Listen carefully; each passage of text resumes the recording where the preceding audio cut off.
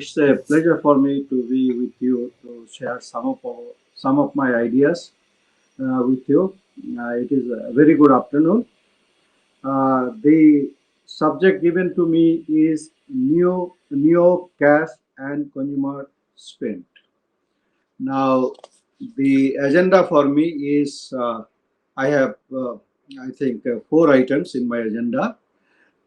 First is introduction, then payment system sets the stage for higher inclusive growth.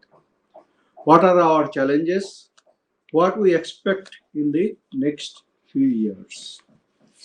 So now, by way of introduction, let me tell you that the payment system uh, breakthrough in the payment system right from the days of barter system bear out how innovation in payments have heralded major economic transformation. Today's event on neo cash and consumer spend under the aegis of NASSCOM is an opportunity for us to share our ideas on certain strategic aspects of digital payments encompassing all business activities across the world. The evolution of digital payments in India since the introduction of RTGS in 2004, NEFT, NECS, NSCH, IMPS, UPI, e-rupee, bill payments, debit and credit cards, QR code, and prepaid, etc., riding on continuously evolving internet network, ease in customer access and interface has transformed the business ecosystem, heralding a new era for banking and finance. The user response so far is overwhelming. The result is before us. Exponential growth in digital payments benefiting all. Now, who are the major players behind this great success? It was definitely RBI, because RBI has been driving the payment system for long many years, and RBI also authorizes the payment systems for the people to offer the services. Banks definitely, other regulators, NPCI, which has which got registered in 2009 and started operation from 2010. Multinational players like Visa and MasterCard, WhatsApp, Amazon, other fintech companies, gateways, etc. The ever-increasing thrust on e-governance, trading, including stocks, depositories, aggregators, various other services, the operational and financial efficiency therefrom are contributing to opportunities for new enterprise. The, the journey tracked by NPCI, in spite of being not-for-profit company with initial capital of just 100 crore, has not only been path-breaking but also spectacular. In just about a decade, it excelled, becoming a precious jewel, possibly without a parallel, setting a shining example for the world at large to emulate. UPI API has set a global standard for digital payments.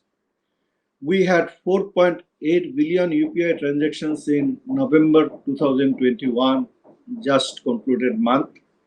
The unique open network and architecture that we have built plugs in customers and producers alike, wherever they are located, shrinking space and time.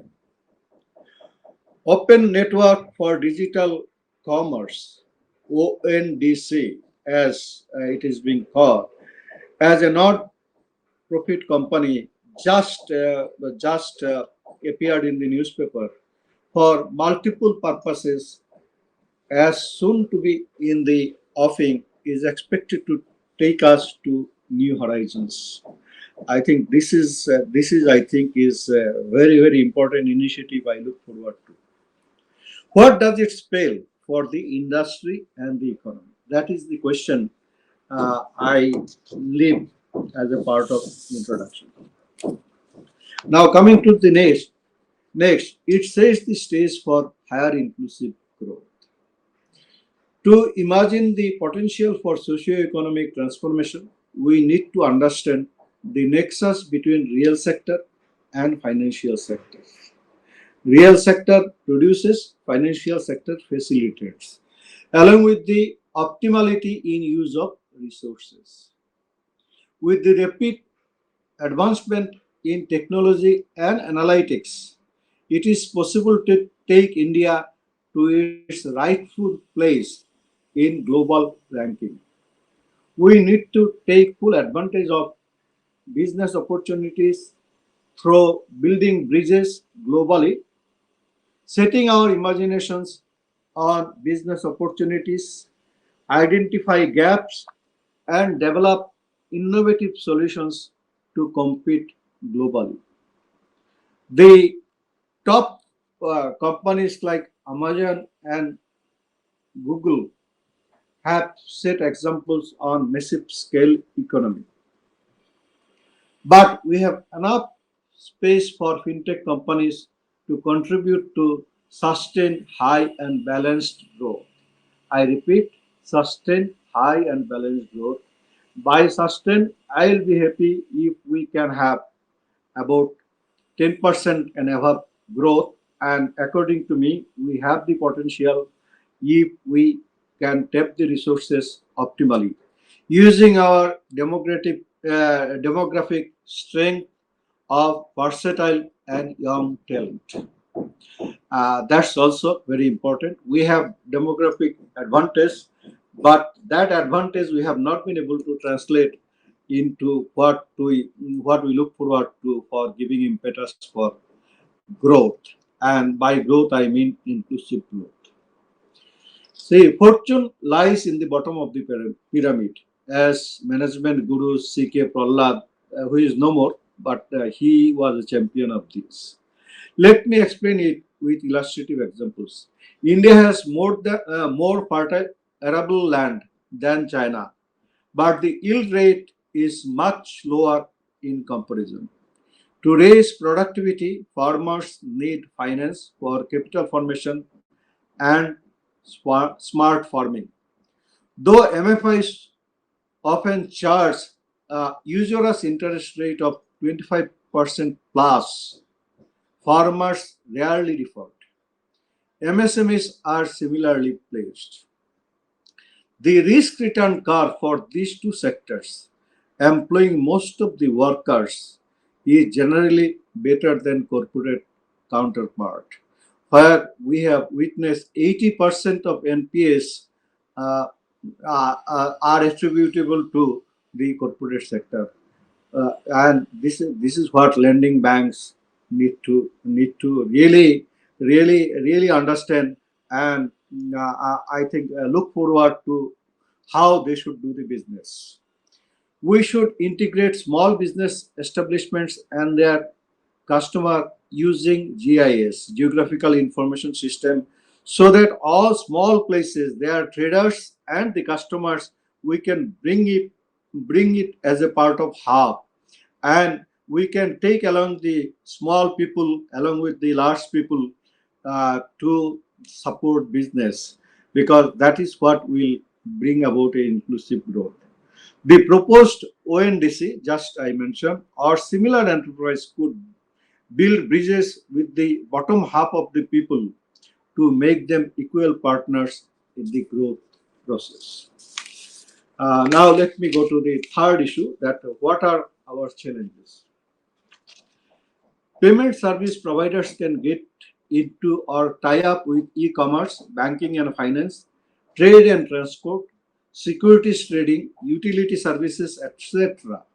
Develop innovative technology, participate in developing network of inlets and outlets on supply chain and consumer demands for raising efficiency in production, distribution, and customer service excellence. The settlement cycle in capital market at T plus one situation is an example of a great success story based on SaaS integrated network, which will further evolve in the course of time. Our telcos made a strong case for service like M-Pesa of Kenya, arguing that with huge reach of their outlets, they were in much better position to promote financial inclusion. This was when I was driving payment system from the Reserve Bank. RBI allowed them to provide such services. In the process, they achieved some success. But it is APIs which people embraced for online payments during pandemic, overcoming hesitation and fear of the unknown. Thus, physical presence is not a must for expansion of digital payments. But customers need the confidence and knowledge for embracing digital payments wholeheartedly. Blockchain has great promise, while uh, it has clear advantages. It is expensive and complex. With time, things are likely to improve, overcoming cost and other complexities. The cryptocurrency, though gaining popularity, raises many questions on risk, regulatory issues, and macroeconomic policy, which need to be sorted out comprehensively. Pricing of digital products, what should be win-win for all? That is a question which is irritating almost all of us. This is basically a moot question. We need cost benefit analysis for pricing of public goods because payment is a public good. So we need to go by cost benefit analysis, which is well established through the World Bank to understand what should be the best pricing. Deeply entrenched dominating players in digital payment space, treating payments like private goods, are now being challenged in many parts of the world.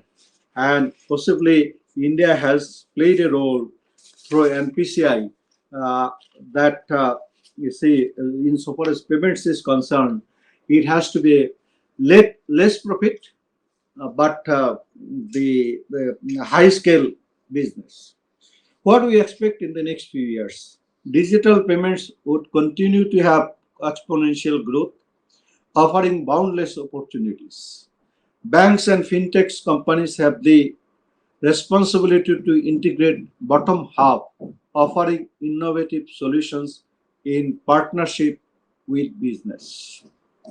This is very important.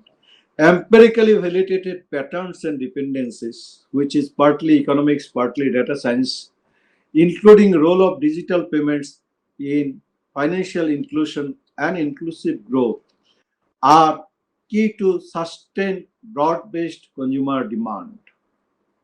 We need such deeper insight to build a truly 21st century information age society, free of poverty, hunger, and malnutrition, through a path leading to shared prosperity.